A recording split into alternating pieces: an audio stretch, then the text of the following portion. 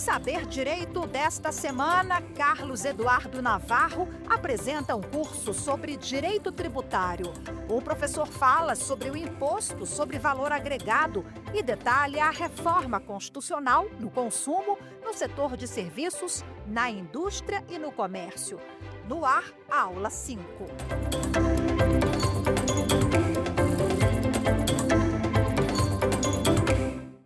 Olá, sejam bem-vindos ao programa Saber Direito, nosso curso sobre reforma tributária. Chegamos à quinta e última aula sobre impactos da reforma tributária no setor comercial.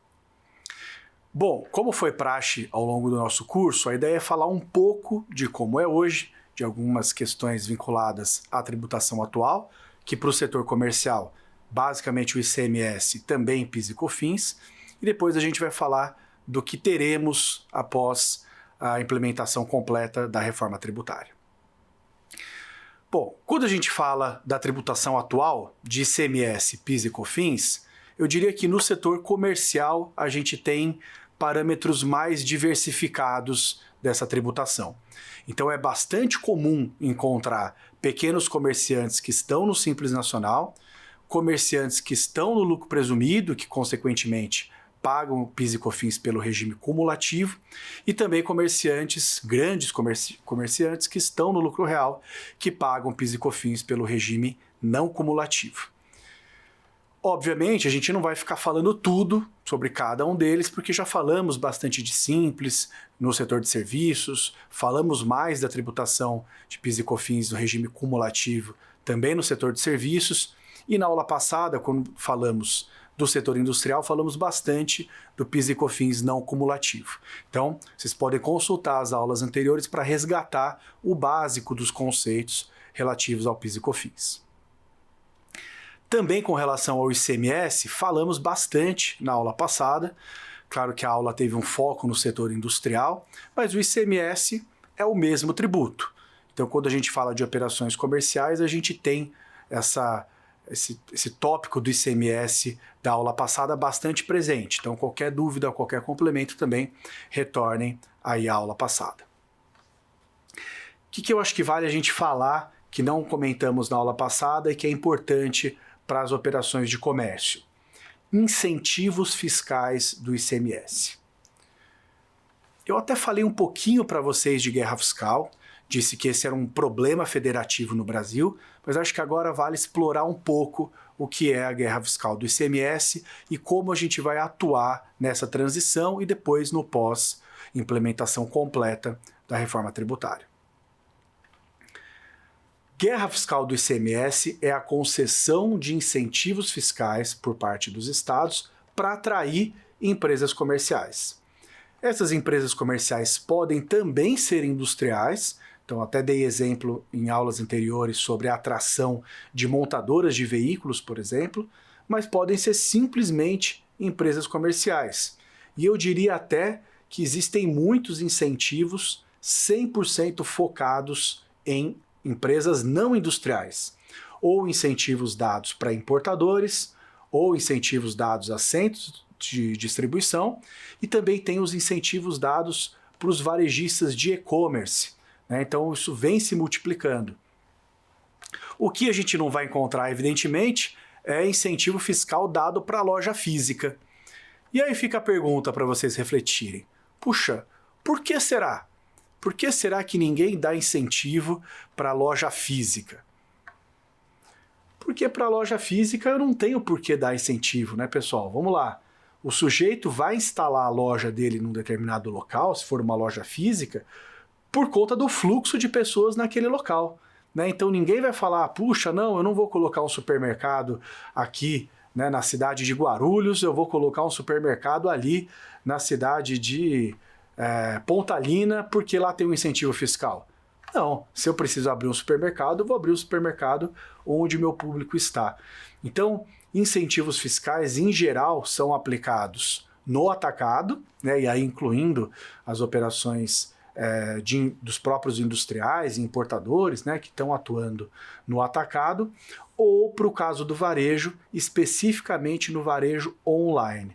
Tá? Nas empresas de varejo eletrônico, né, no tal do e-commerce, ou das vendas não presenciais em geral. Pode ser via internet ou até via telefone, né? Então, cada vez mais difícil, mas ainda tem empresas que atuam ali com televendas, né? Ou seja, nesses casos em que as operações não são presenciais, aí é bastante comum que a gente tenha incentivos fiscais, porque os estados podem disputar, né? Então, essa grande empresa de e-commerce eu quero aqui no meu estado, então eu posso tentar dar um incentivo para atrair essa empresa, porque afinal ela vai vender produtos eventualmente para todo o país, então ela pode estar, né, em qualquer cidade ou qualquer município. Então, quando a gente está falando de incentivos fiscais, a gente basicamente está falando dessa dinâmica dos estados de, ao competirem entre si, oferecerem condições, né, ou melhores condições para que o sujeito se instale no território daquele estado. Eventualmente, isso pode ser até complementado com incentivos municipais, tá? Então, grandes empreendimentos, né, empreendimentos que mobilizem muitos recursos, né, muitos investimentos financeiros, que eventualmente trazem também muita mão de obra, né, que são intensivos de mão de obra, que podem ter um potencial de gerar muitos empregos, às vezes geram interesse também por parte dos municípios, né, seja interesse em ter, né, esses postos de trabalho, esses empregos, seja também interesse em ficar com um pedaço da arrecadação. Porque não sei se vocês sabem, mas parte do ICMS arrecadado pelo Estado é transferido para os municípios. Então o município eventualmente pode também oferecer algum tipo de incentivo, uma isenção de IPTU, por exemplo, para a instalação ali de uma planta, de um centro de distribuição. Às vezes acaba envolvendo algum tipo de benefício até do ISS na obra de construção civil, né, daquele local. Então, eventualmente, os municípios podem oferecer incentivos, mas eu diria que dificilmente alguém escolhe aquela localidade por conta do incentivo, né, ou pelo menos aquele estado. Então, em geral, a empresa escolhe aquele estado por conta das condições oferecidas pelo Estado, e aí depois, se ele tiver 2 ou 3 opções naquele Estado, ele pode até tentar buscar algum tipo de incentivo municipal também, para complementar, para desempatar, né, ali a escolha do município. E o que os estados oferecem? Então, obviamente, há uma dinâmica de tentar oferecer outras condições para além do tributo, né? Então o Estado vai oferecer condições de rodovia, né? Oferecer eventualmente mão de obra especializada. Então há locais, por exemplo, que possuem universidades próximas, né? Com mão de obra muito especializada, enfim. Mas para além disso, que é o natural, que existe, inclusive em outros países, né? Então esse tipo de conversa, né, com os estados, o que a gente tem de especial aqui no Brasil são os incentivos fiscais, né? Então o Estado vai virar para aquele potencial empreendedor, né, investidor, e vai dizer, se você vier aqui para o meu estado, eu posso te oferecer algum tipo de redução no ICMS. Essa redução de ICMS, como regra, não é sempre assim, mas na maior parte das vezes, se dá por meio de créditos presumidos ou créditos outorgados. O que significa isso? Como a gente viu, a não cumulatividade, né, do ICMS é o mecanismo que te permite aproveitar créditos em relação àquilo que você adquiriu de insumos, né, ou do próprio produto para revenda. Então, se eu sou uma indústria, dos insumos que eu adquiro para produzir um determinado item, eu posso tomar créditos. Ou se eu sou um atacadista, né, um centro de distribuição, por exemplo, eu adquiro os produtos para revender, tomo crédito do ICMS que incidiu nessas aquisições. Esse é o crédito normal, é o crédito da não cumulatividade. Mas os estados, para atrair empresas ao seu território, podem oferecer créditos adicionais a esses. Então são os tais créditos presumidos ou outorgados. Então esses créditos podem substituir os créditos normais da não cumulatividade. Então o Estado vai dizer, abra mão dos créditos que você normalmente teria e lance no seu livro os créditos que eu vou te dar, que eu estou te outorgando com base, né, em alguma regra prevista na legislação.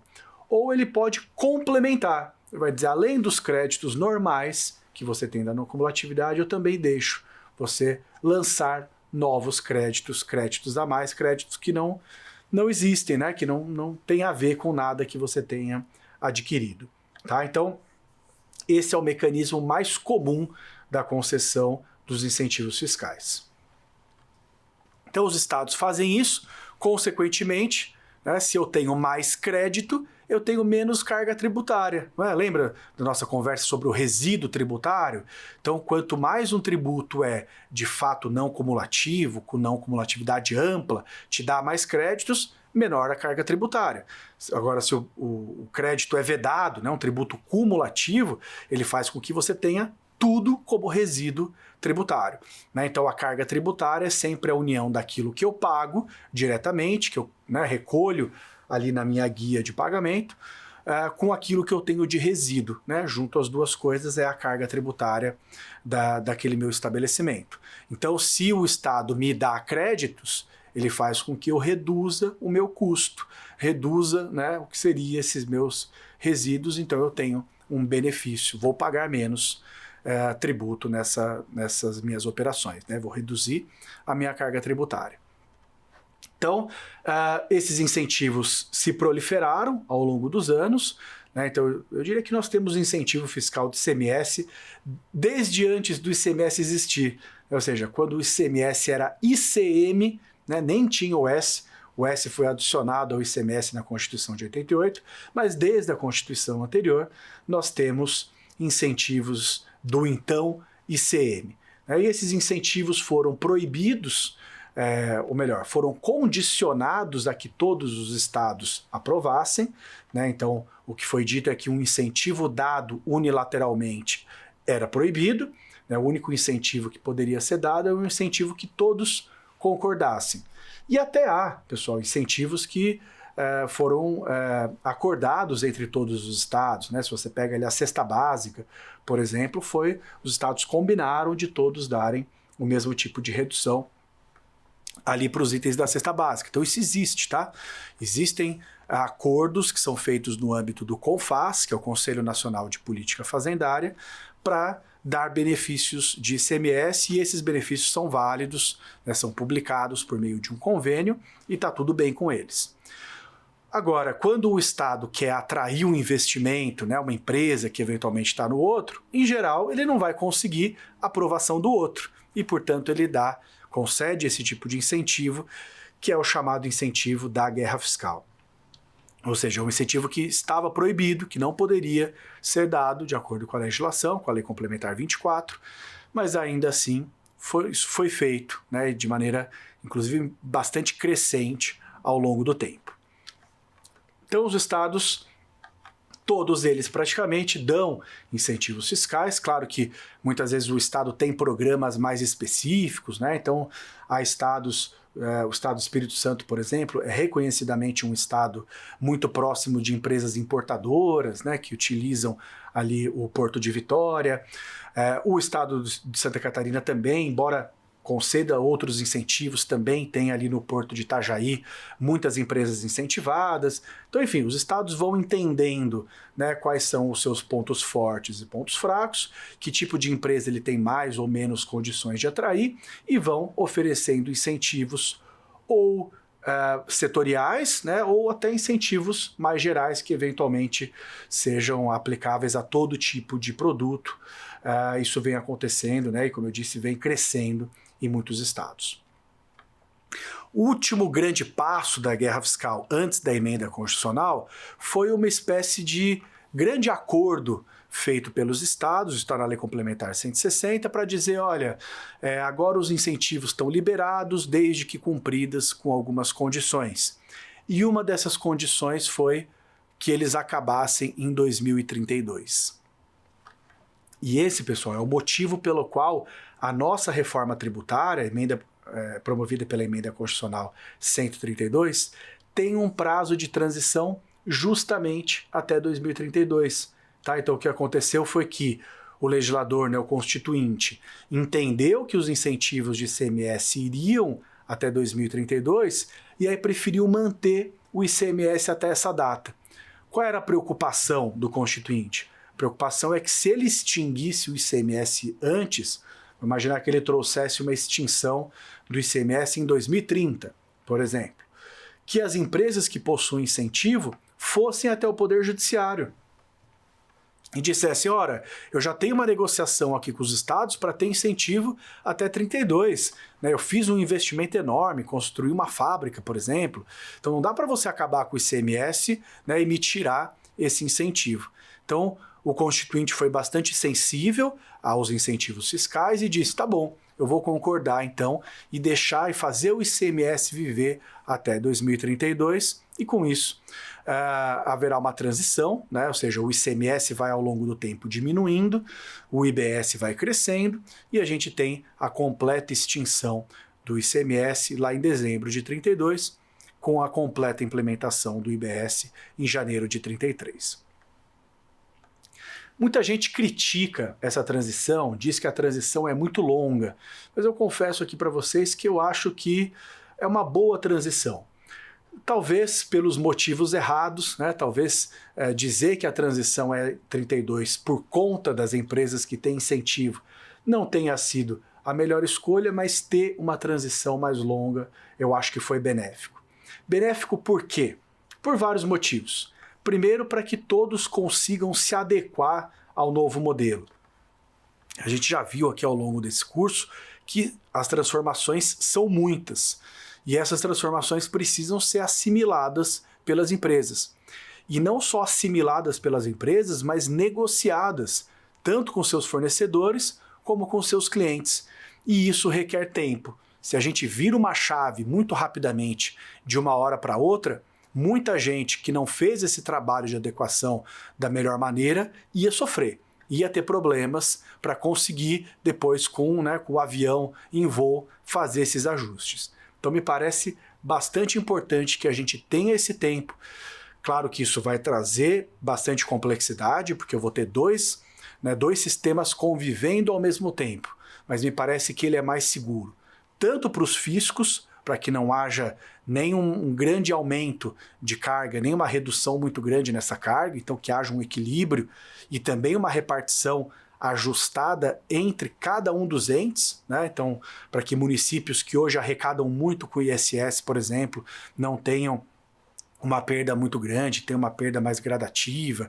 Enfim, tudo isso parece que é importante, tanto do lado dos fiscos como do lado das empresas, para que haja essa adequação ao longo dos anos.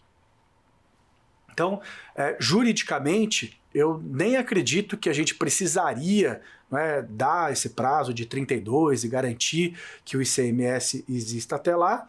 Me parece que poderia sim termos uma transição menor e que isso não seria inconstitucional, embora eu tenha certeza que daria muita briga. Muitas empresas, de fato, iriam ao judiciário e gerariam um contencioso, que me parece que pode ser evitado com essa medida. Mas o fato é que uma transição longa, na minha avaliação, tem mais pontos positivos do que negativos. Essa convivência dos dois sistemas, ela é uma convivência que vai ser mais problemática no início, depois que as empresas já conhecem o sistema atual, que é o mais complexo deles. Vão ter que conhecer o novo, sem dúvida, e isso vai trazer mais complexidade. Agora, conviver com o novo, que é muito mais simples, por 1 ano na transição, por 5 anos na transição, me parece que dá um pouco no mesmo. Então, eu acredito que a gente que o Constituinte ter escolhido um prazo de transição mais longo vai trazer mais benefícios e vai permitir sim que haja uma diluição no tempo desses efeitos para mais ou para menos de carga tributária. Então ninguém vai precisar sair desesperado que a carga tributária vai aumentar do dia para a noite ou mesmo reduzir do dia para a noite. Então tudo isso tende a ser mais suave ao longo do tempo. Como eu disse, me parece benéfico para que tudo seja ajustado com clientes, com fornecedores, para que as empresas tenham tempo de escolher por estar no simples ou por sair do simples. Então tudo isso me parece que vai ser importante termos uma transição suave. Bom, Para além das questões relativas à guerra fiscal, né, que eu também acho importante a gente mencionar no que se refere ao ICMS. O ICMS hoje tem uma questão bastante importante que gerou muitas disputas, né, inclusive chegando ao Supremo Tribunal Federal, que é a incidência ou não do ICMS nas transferências, né, as transferências de mercadorias, que são essas movimentações de mercadorias dentro da mesma pessoa jurídica. Né? Então vamos imaginar uma grande rede varejista que tem um centro de distribuição numa determinada cidade e tem lojas espalhadas por outras tantas cidades. Quando ela movimenta as mercadorias do centro de distribuição para as lojas, é uma operação sem incidência do ICMS, mas que gerou disputas enormes e por décadas. Né? Então, essa tal autonomia dos estabelecimentos para fins de ICMS, que faz com que, na visão dos fiscos, o ICMS devesse incidir nas transferências, foi rechaçada pelo Supremo, e é algo que trazia mais complexidade ao modelo, né, que fazia com que eu tivesse que necessariamente debitar e creditar ICMS nessas operações, que são operações de meras movimentações físicas. Afinal, uma empresa não está realizando um negócio jurídico com ela mesma. Ela está simplesmente movimentando a mercadoria de uma filial sua para uma outra filial. Então, esse também é um ponto que gerou e ainda vai gerar algumas discussões em relação ao ICMS. Tá? E como que essas duas questões são endereçadas na reforma tributária? Então, guerra fiscal, primeiro, guerra fiscal acaba completamente. Não teremos guerra fiscal de IBS, CBS. Sei que tem gente às vezes colocando aí na internet que podemos ter, mas não teremos. Ou pelo menos não teremos aquilo que hoje nós chamamos de guerra fiscal. Se a gente quiser criar um novo conceito de guerra fiscal que abrange outros tipos de disputas, até pode ser que exista. Embora, como a gente falou, a cooperação federativa, inclusive, deva ser algo a ser observado pós-reforma tributária.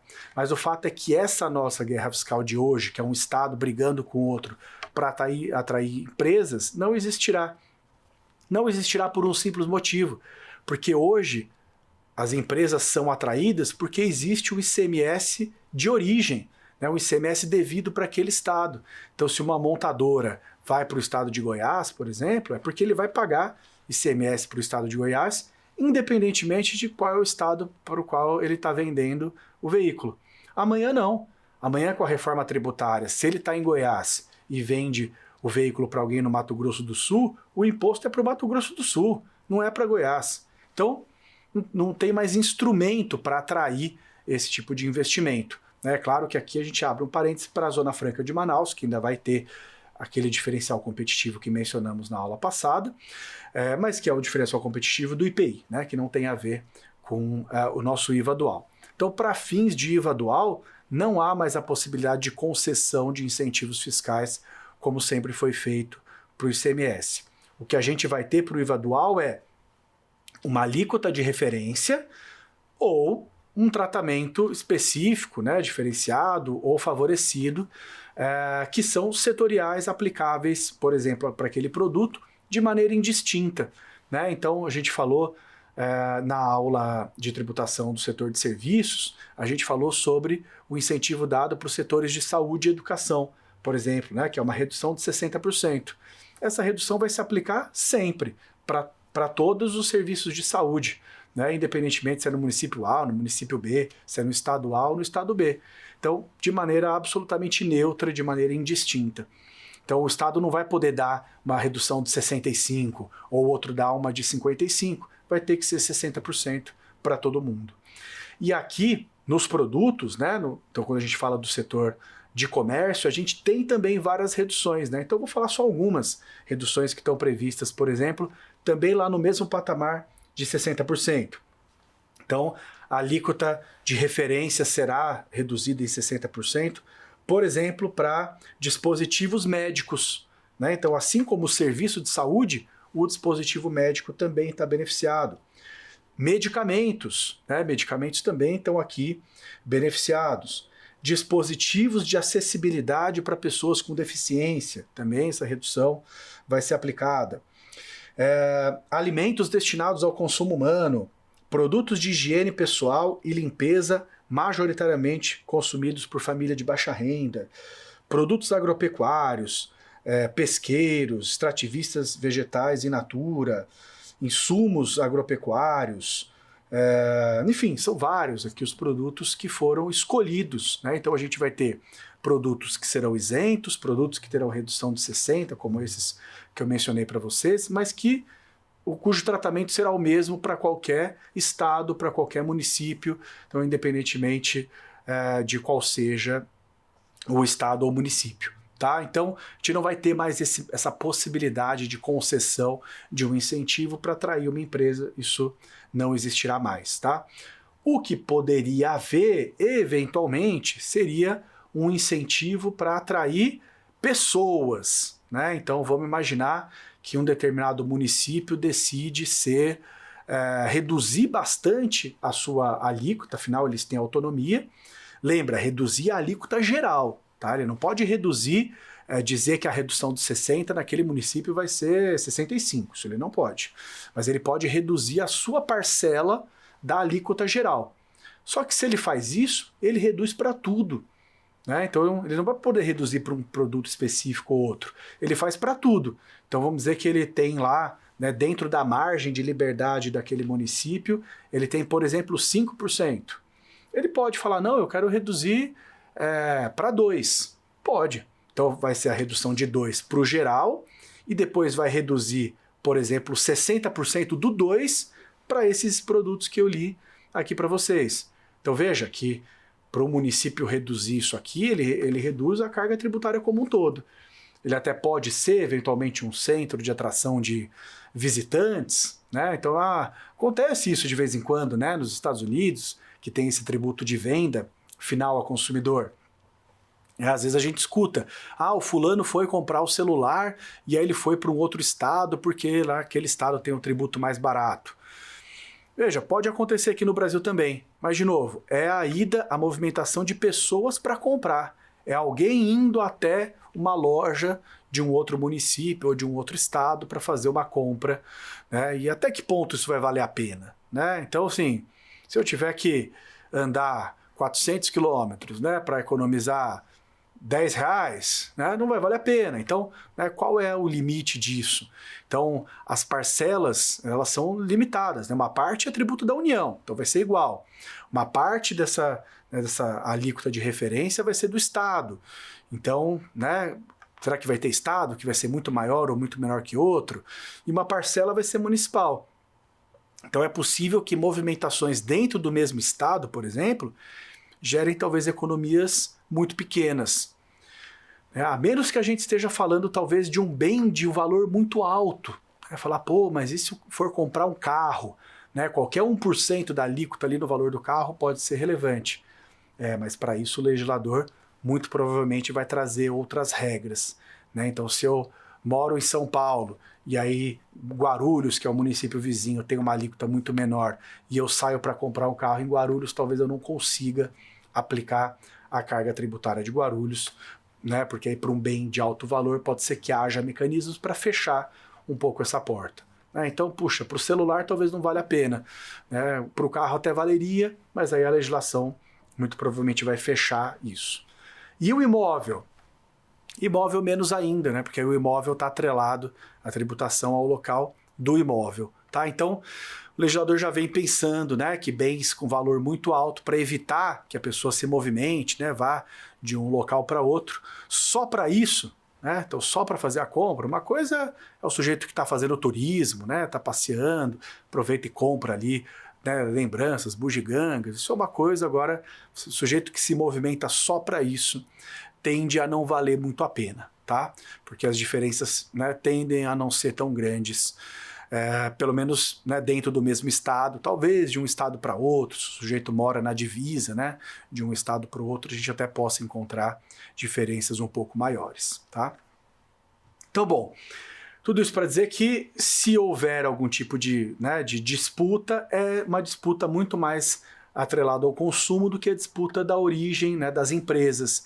Então, alguém querer atrair uma empresa para se instalar, eu não acredito nisso. Não, claro, com benefícios fiscais. Aí os estados vão ter que se movimentar, se eles têm interesse numa empresa, porque pode gerar desenvolvimento, mão de obra, né, empregos, esse tipo de coisa, aí eles vão ter que oferecer outras coisas, né? Então, questões logísticas, porto, aeroporto, estradas, enfim, para convencer, né, o empreendedor a se instalar lá, mas as questões tributárias estão com os dias contados.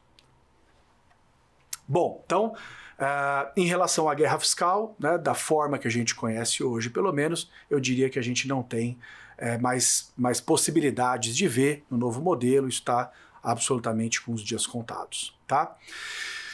Bom, o que mais a gente tem nessa comparação, né, que eu acho interessante mencionar para vocês, nessa comparação entre o modelo novo e o modelo antigo?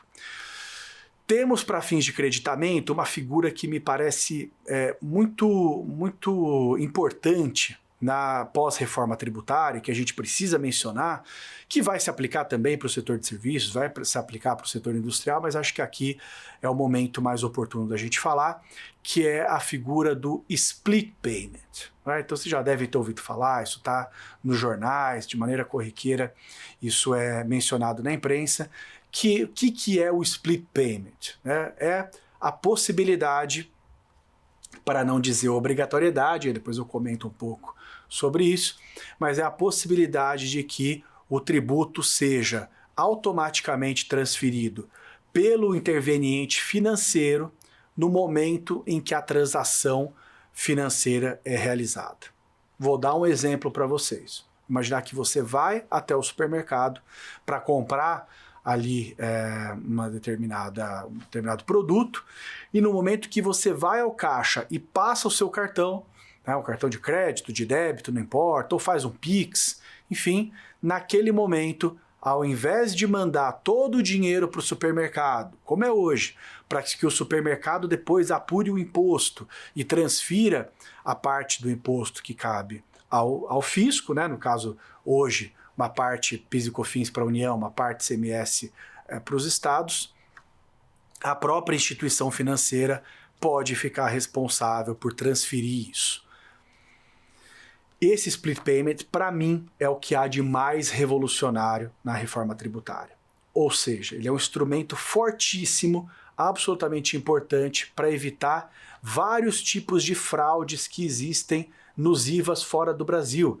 Um dos grandes, se não o principal problema que existe nos IVAs europeus é chamado de fraude carrossel, né, que é simplesmente a concessão de créditos, um contribuinte para o outro, sem o correspondente pagamento desse imposto. Né? Então, aqui no Brasil a gente tem coisas parecidas, né? A gente tem as tais figuras das empresas noteiras, ou para quem é muito acostumado com ICMS, a gente escuta isso nas histórias de créditos inidôneos ou de fornecedores inidôneos. O que é isso exatamente? Né? São as situações em que o sujeito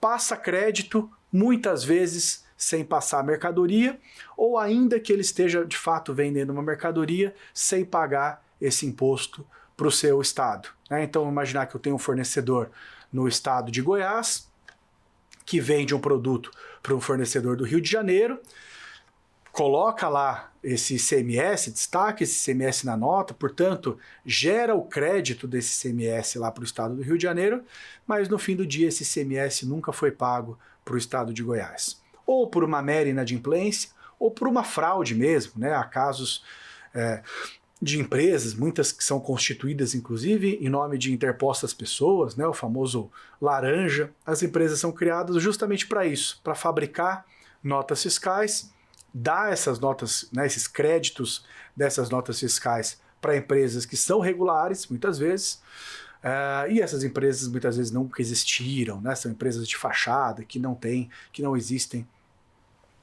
por aí de verdade. Então, é bastante comum esse tipo de fraude, né, ou esse tipo de sonegação, e isso traz muitos prejuízos para os fiscos. Né? No final, né, pessoal, traz prejuízo para todo mundo. Eu sempre digo que toda vez que alguém não paga uma conta, né, um tributo, esse tributo vai acabar sendo pago por outro. né? Porque o orçamento está lá, a despesa pública está lá, ela vai existir de todo jeito. Então, se eu não consigo, né, pegar de alguém, eu vou acabar pegando de outro, né? Tem uma frase que eu gosto muito, é que quando todos pagam menos. Quando uns pagam e os outros não, aqueles que pagam acabam tendo que pagar mais. Então essa fraude não interessa aos fiscos, mas também não interessa, me parece, que a ninguém, especialmente aos bons, né, que são aqueles que pagam, que não vão ter nenhum interesse que esse tipo de expediente continue acontecendo, porque acaba recaindo sempre uma carga tributária maior sobre eles, né, que são aqueles que trabalham de maneira adequada, pagando os tributos corretamente. Então, esse tipo de expediente me parece que está com os dias contados por conta do instrumento do split payment. Então, o que é, né, de novo, para a gente fechar aqui o conceito, o que é o split payment? É um mecanismo que o crédito dado a alguém estará vinculado ao pagamento, desde que seja um pagamento feito, né, por uma via eletrônica com esse mecanismo do split payment. O que eu quero dizer com isso? Que o sujeito, né, então naquele meu exemplo, que era lá um sujeito de Goiás vendendo para alguém no estado do Rio de Janeiro. Então, esse sujeito do Rio de Janeiro, quando pagar pela mercadoria, e aí a gente já tira um primeiro problema, né, porque ele só vai pagar pela mercadoria se ele estiver comprando mercadoria. Se ele estiver comprando nota apenas, ou seja, se ele for alguém que está envolvido em conluio com a fraude, ele não vai pagar mercadoria nenhuma, né? Então, ele só vai pagar mercadoria se ele estiver, de fato, comprando uma mercadoria. Porque existem as duas situações, né, pessoal? Existe a situação daquele que... Porque dificilmente a empresa de fachada, a empresa noteira, ela só vende nota. Muitas vezes ela tem um mix, parte é venda de nota, parte é venda de produto real. E aí que está a grande dificuldade, muitas vezes, para os entes, né, separarem o joio do trigo, identificarem o que é uma fraude do que é uma operação regular, e acabam muitas vezes penalizando todo mundo, né, tanto aqueles de boa fé que compraram o produto, quanto aqueles que compraram nota mesmo. Então, quando a gente está diante desse tipo de operação, né, se o sujeito do Rio de fato está comprando a mercadoria e vai pagar pela mercadoria, no momento em que ele faz o pagamento, né, por via eletrônica, então o split é aplicável para pagamentos por meio eletrônico, né, então DOC, TED, né, uma transferência bancária, um PIX, cartão de crédito, débito, enfim, quando isso ocorrer, e a transferência se der de maneira, então, eletrônica, né, a transferência dos recursos, nesse momento haverá o split payment, e isso traz enorme segurança jurídica para o sujeito que, nesse meu exemplo, está no Rio de Janeiro. Daí ele sabe que ele pagando, né, quais são as condições aí? Ele recebe uma nota fiscal, paga essa nota fiscal, né, então, de novo, via PIX, TED, não importa, e ao fazer isso ele tem garantia de que ele vai ter o crédito. Ou seja, veja, é um cenário muito melhor que o cenário atual. O cenário atual é um cenário caótico, porque você compra uma mercadoria e você nunca tem certeza se você de fato, né, vai ter esse crédito, porque pode ser que amanhã o Estado bata na sua porta e diga, não, esse fornecedor era inidôneo, essa nota fiscal era inidônea, então o seu crédito não pode ser garantido. Da perspectiva dos adquirentes, portanto, claro, aqueles que são de boa fé, né, aqueles que querem essa segurança jurídica, porque para quem compra nota vai ficar pior, né, mas para quem não compra nota e compra produto, de fato me parece que vai ficar muito melhor na medida em que, ao receber o documento fiscal e fazer a transferência eletrônica, ele tem absoluta segurança de que ele tem direito ao crédito, que esse crédito vai se dar de maneira completa para ele. Tá? Então, esse mecanismo do split payment, para mim, é absolutamente revolucionário para os bons contribuintes.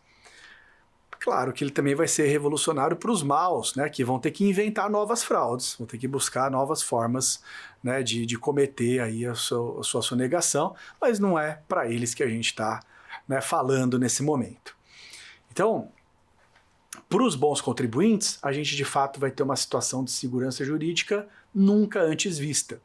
E mais do que isso, não é só uma segurança jurídica, porque às vezes a segurança jurídica te traz muita complexidade, né? Exige, hoje, por exemplo, se você quer ter algum tipo de segurança jurídica comprando produtos dos seus fornecedores, você tem que fazer o que a gente chama de kit inidôneo, não é? Que é juntar ali prova de que aquela empresa que te fornece realmente existe. Tem casos que a gente junta fotografias, né, da internet, desses aplicativos que você consegue, né, ver ali, né, clica ali né, no endereço e vê as imagens daquele local. Então você prova que a empresa realmente existe. Você tem que fazer prova de que o sócio do contrato social é realmente aquele que de fato está na operação. Prova que a mercadoria entrou, conhecimento de transporte, pesagem da balança, muitas vezes, daquele produto quando chega na sua empresa. Prova de que você pagou efetivamente pela mercadoria. Então veja, você tem uma enorme complexidade para tentar te dar alguma segurança jurídica em relação ao crédito. Amanhã, com o split payment, você vai ter a segurança jurídica total, seja muito maior do que você tem hoje, e sem nenhuma complexidade. Por quê? Porque para você que está pagando, basta pagar. Né? Claro, basta pagar é uma forma muito reduzida de dizer, né? Mas quais são os requisitos para você? Primeiro, ter nota fiscal, né? E garantir que o pagamento está atrelado à chave dessa nota fiscal. Então, inevitavelmente, você já vai exigir que a nota fiscal seja emitida e depois fazer o pagamento eletrônico. Não é? Então, quer ter segurança em relação ao crédito? Pague via Pix, pague via DOC, TED, enfim. Né? Se você pagar por cheque, aí realmente você está, né, assumindo o risco de que talvez, se o seu fornecedor tiver problemas, você também não vai conseguir aproveitar esse crédito. Né? Então, um pagamento com cheque, um pagamento em dinheiro, né, esse tipo de pagamento não vai te dar a segurança porque não haverá o split payment. A menos que você, que é o adquirente, já faça uma espécie de retenção, né, uma espécie de retenção na fonte do valor do tributo. Tá? Então, se você, vamos dizer que você tem um fornecedor ali que só recebe em dinheiro ou só recebe em cheque, puxa, nesse caso, né, como eu não teria segurança se eu pagasse em dinheiro, eu posso assumir e fazer essa espécie de retenção para garantir o meu crédito. Então você vai falar para o sujeito, ó, tá bom, mas ao invés de te pagar o 100, eu vou te pagar 90, porque eu vou pegar esses 10 aqui e vou pagar o fisco. Tá? Então, essa é uma forma de dar enorme segurança jurídica para os adquirentes, como nunca houve no ICMS, de novo, sem trazer grande complexidade, né? Permitindo que isso seja feito de maneira bastante suave, né? Bastante tranquila. Basta, como eu disse, exigir a emissão da nota fiscal, fazer um pagamento eletrônico ou, caso o pagamento não seja eletrônico, né? Então, pagamento em dinheiro, pagamento em cheque, uma permuta, né? Vamos imaginar que você decidiu fazer uma permuta, né? Você é um escritório de advocacia, o sujeito é uma agência de publicidade, e aí vocês decidem permutar, né? Você presta serviço jurídico para ele, ele presta serviço de publicidade para você. Nesse caso, não tem movimentação de dinheiro, então a forma de garantir, né, que o seu crédito seja aproveitado é, eventualmente, esse mecanismo que permite que o adquirente recolha, né, esse tributo e com isso ele tem a garantia do crédito. Tá? Bom, e mais uma questão que me parece bastante interessante, que traz mais simplicidade, né, para o modelo atual comparado ao modelo anterior, que é a questão das transferências, né, que eu falei anteriormente para vocês. Então, o que é a transferência? De novo, é a movimentação física de mercadorias dentro da mesma empresa. Né? Então, eu mandando da minha matriz para minha filial, ou de uma filial para outra, né? Aquele exemplo que eu dei do centro de distribuição para a loja da mesma empresa. Né? Isso hoje, como a gente tem uma tributação de origem e bastante vinculada à autonomia dos estabelecimentos, eu tenho que a cada movimentação dessa ficar recolhendo ICMS para o local do remetente, né? Daquele que é a origem do produto. Amanhã, com o IBS-CBS, isso não vai acontecer. Tá? O recolhimento será sempre centralizado naquele que é o estabelecimento principal da empresa. Então, essas meras movimentações, como eu falei, geram um enorme contencioso. Já tivemos um grande contencioso de ICMS que não foi completamente resolvido, porque há convênios de ICMS, me parece, criando ainda problemas e desafiando a decisão do Supremo Tribunal Federal, mas ainda que isso se resolva, temos também problemas com a substituição tributária, por exemplo, né? Então, qual o comportamento do ICMS-ST nas transferências? Certamente isso vai virar um contencioso, vai ser objeto de discussão. Com o IBS e CBS isso acaba, né? IBS e CBS, como pouco importa, né, no final, se eu estou fazendo uma movimentação física, né, o que importa é a venda, e não só essa venda, mas a última venda. É só nesse momento que eu vou ter a destinação completa do recurso para o município e para o estado de destino. Então, tudo que acontece antes, né, até chegar na última venda, é sempre um recolhimento meio provisório, né, um recolhimento de alguma forma precário. Então, o que se percebeu, né, o que o legislador percebeu? Que não valia a pena ficar exigindo ICMS na transferência, né? Deixa transferir livremente, deixa mandar de uma filial para outra sem nenhum problema, porque fazer esse recolhimento precário, né, provisório, não muda nada mesmo. Então, lá na frente, a gente deixa a mercadoria caminhar, chegar mais perto do destino, e aí lá na frente a gente vai ver de fato quem que será o sujeito ativo, né, ou seja, o titular dessa arrecadação, qual vai ser o estado, qual vai ser o município. Então me parece que combina muito, né, com um IVA bastante moderno, como é o IVA que a gente tem na Emenda Constitucional 132, esse tipo de dinâmica, né, de não ficar cobrando ICMS se eu não tenho nenhuma venda, né, nenhum tipo de negócio jurídico, deixar isso seguir até que eu tenha, né, efetivamente uma venda, e aí, se é a venda final, esse dinheiro, o que é a parcela da CBS, né, federal, já vai para a União, o que é a parcela do IBS, então municipal e estadual, se eu tenho uma venda final, já vai de acordo com o destino daquele produto. Se é uma venda intermediária, né, ou seja, se eu fiz uma venda ainda para um varejista ou ainda para um atacadista que depois, só depois vai vender para o consumidor final, eu tenho esse recolhimento, né, provisório nesse momento, e aí depois, tendo o destino final, o comitê gestor pega esse recurso e destina a quem é efetivamente, né, o ente que tem a competência tributária e a capacidade tributária. Tá? Então aqui a gente tem uma absoluta desnecessidade, né? Assim como eu disse em relação ao ST, falei para vocês, né, o IVA não combina com o ST. Eu diria a mesma coisa em relação às transferências. O IVA não combina com as transferências, né? E até complementando, diria a mesma coisa em relação à guerra fiscal, né? O IVA não combina com guerra fiscal, né?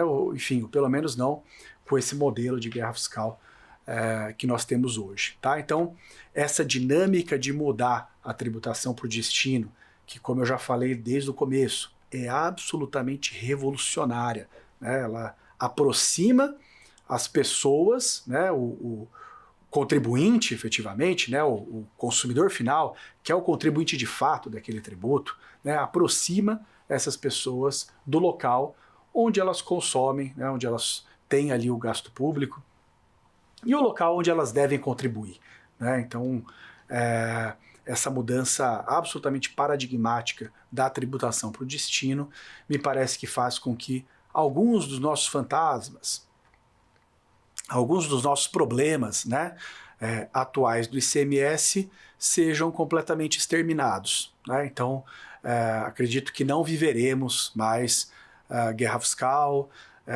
enfim, né, problemas de crédito acumulado, né, ou de não devolução desse crédito acumulado, como a gente também já falou anteriormente. Enfim, são várias as consequências dessa feliz, me parece, mudança de paradigma da tributação, que sai da origem, né, ou predominantemente da origem, né, que o nosso modelo atual não é 100% origem, mas é bastante focado na origem, e leva essa tributação finalmente para o destino.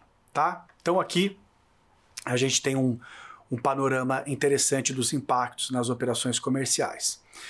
E para além disso, né, então, há mais, né, coisas que a gente já falou um pouco ali em relação nas aulas anteriores, seja em relação ao serviço, seja em relação à indústria, que acho que vale retomar, é a questão do Simples Nacional, né? Então a gente precisa olhar, como eu disse, há muitos comerciantes no Simples e a gente precisa entender o Simples, onde o Simples está na cadeia. Né? Então, não basta eu pensar na minha decisão do Simples. Né? É claro que essa é uma decisão importante, uma decisão fundamental. Recomendo absolutamente que todos, né, façam os cálculos, estimem quais os impactos do Simples, mas eu também tenho que olhar o Simples para trás, quando os meus fornecedores são do Simples, e especialmente para frente, né, quando eu tenho clientes no Simples e quais são os impactos, algo que eu tenho que fazer sempre, seja no setor de serviços, seja no setor industrial e também aqui no setor comercial.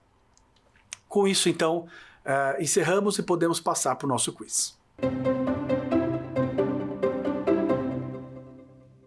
Primeira pergunta do nosso quiz. Assinale a afirmativa falsa, hein? Falsa, não a verdadeira. Opção A. IBS e CBS serão orientados pelo princípio do destino. Opção B. A Constituição Federal garante o crédito amplo de IBS e CBS. Opção C. A redução da progressividade adotará mecanismos de seletividade e cashback. E opção D. IBS será recolhido aos cofres estaduais. A opção correta é a opção D. IBS será recolhido aos cofres estaduais. Como falamos, o IBS tem uma parcela estadual sim, mas outra parcela do imposto é municipal. Portanto, a arrecadação do IBS será dividida entre estados e municípios.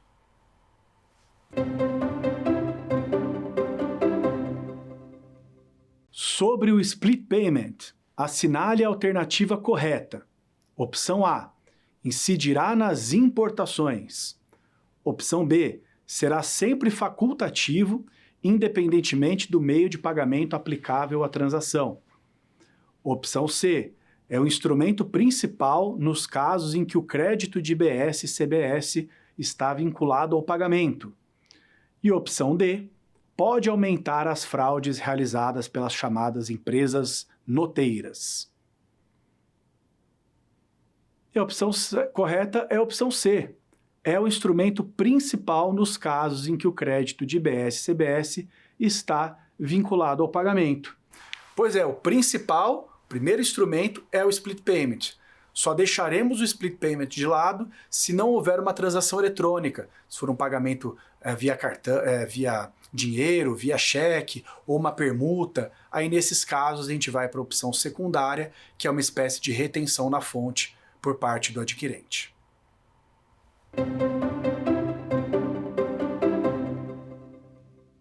As empresas comerciais, opção A, sofrerão a incidência concomitante de IBS e ICMS até 2032. Opção B, perderão seus incentivos fiscais durante a fase de transição. Opção C, deverão recolher IBS e CBS nas operações de transferência. Opção D, poderão sofrer com acúmulos de créditos de IBS e CBS. A opção correta é a A, sofrerão a incidência concomitante de IBS e ICMS até 2032. Pois é, como falamos, a lógica da transição é que até 2032 o ICMS vai diminuindo e o IBS vai crescendo, de maneira que, durante o período de transição, as empresas terão sim que recolher ambos, tanto IBS como ICMS. Muito obrigado, meu nome é Carlos Eduardo Navarro, me sigam ali no LinkedIn, vai ser um prazer continuar conversando com vocês sobre esse tema e sobre outros. Até a próxima. Quer dar alguma sugestão de tema para os cursos do Saber Direito? Então mande um e-mail para a gente, saberdireito@stf.jus.br. Você também pode estudar pela internet. Acesse o nosso site radioetvjustiça.jus.br ou pode rever as aulas no canal do YouTube, @Rádio e TV Justiça.